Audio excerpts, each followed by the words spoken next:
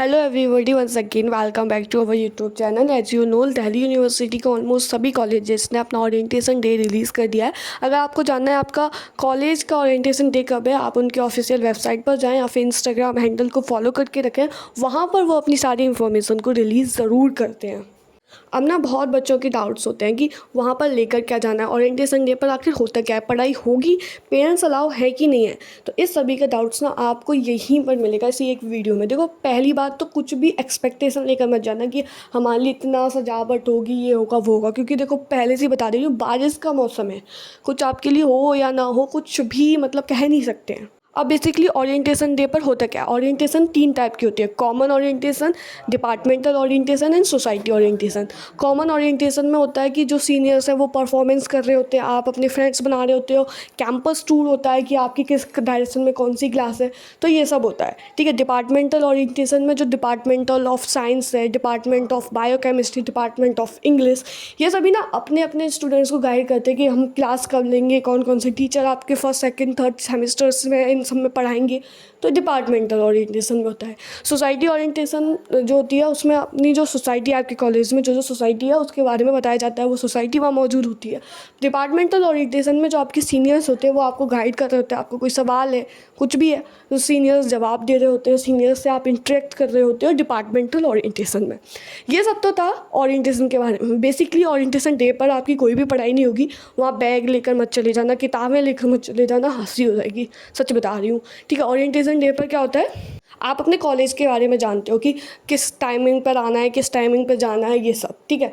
और orientation day पर लेकर क्या जाना है, तो देखो एक रिसिप्ट होती है, फीस रिसिप्ट, जो आपने कॉलेज को फीस भरी है वो उस फीस रिसिप्ट को निकलवा लेना, वो लेकर जाना है, ठीक है। गवर्नमेंट आईडी, कोई भी आधार कार्ड, वोटर आईडी अपने प्रूफ के लिए लेकर जाना, ठीक है। एक छोटी सी डायरी या फिर कोई नोट पैड रख लेना, क्योंकि अगर आपको कुछ बेसिकली कुछ अच्छा लगा या जो याद करने लायक है, जो तुम भूल न जाओ, ऐसा कुछ लिख लेना, ठीक है।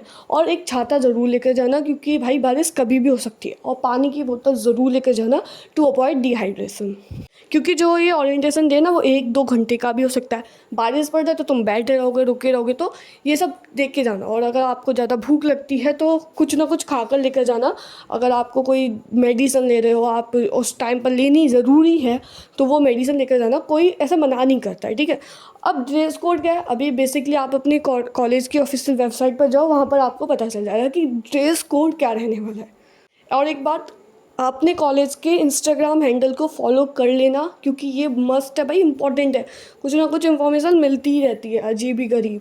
और कुछ भी एक्सपेक्टेशन तो लेकर बिल्कुल भी मत जाना, क्योंकि वहाँ क्या होने वाला है, कैसे होने वाला है, तुम्हें कुछ भी नहीं पता है, ठीक है। अब मुझे प्लीज़ कमेंट बॉक्स में कमेंट करके ज़रूर बताना कि आपको आपका कौन सा ड्रीम कॉलेज विद कौन सा ड्रीम कोर्स मिला है। कमेंट बॉक्स में प्लीज़ कमेंट कर देना, ताकि मुझे पता चल जाए कि मुझे स्पेसिफिक किस डायरेक्शन में आपके लिए आपकी हेल्प करनी है, ठीक है। और जो बच्चे जैसे इंट्रोवर्ट होते हैं, तो भाई बिल्कुल भी इंट्रोवर्ट रहने की कोशिश मत करना, क्योंकि कॉलेज लाइफ आपको फ्यूचर में भी 3 साल के लिए, स्पेसिफिक 4 साल का अगर आपका कोई कोर्स है तो 3-4 साल के लिए आपको उस कॉलेज में रहना है। तो इंट्रोवर्ट रहकर तो बिल्कुल इन्जॉय नहीं कर पाओगे। एक्सट्रोवर्ट बनना, एम्बीवर्ट बनना, मतलब अपने कॉलेज के बारे में जानकारी लेने की कोशिश करना, आपके जो फ्रेंड्स बने उनसे थोड़ा इंटरेक्ट रहना, ठीक है, क्योंकि वो हेल्प करेंगे इन फ्यूचर आपके लिए, ठीक है।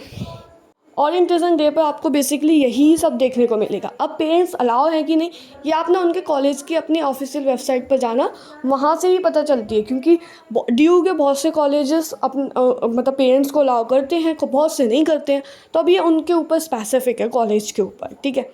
और ओरिएंटेशन डे को बिल्कुल इन्जॉय करना, लेकिन किसी भी रीज़न की वजह से आप नहीं जा पा रहे हो अपने ओरिएंटेशन डे पर, तो कोई दिक्कत वाली बात नहीं है सच।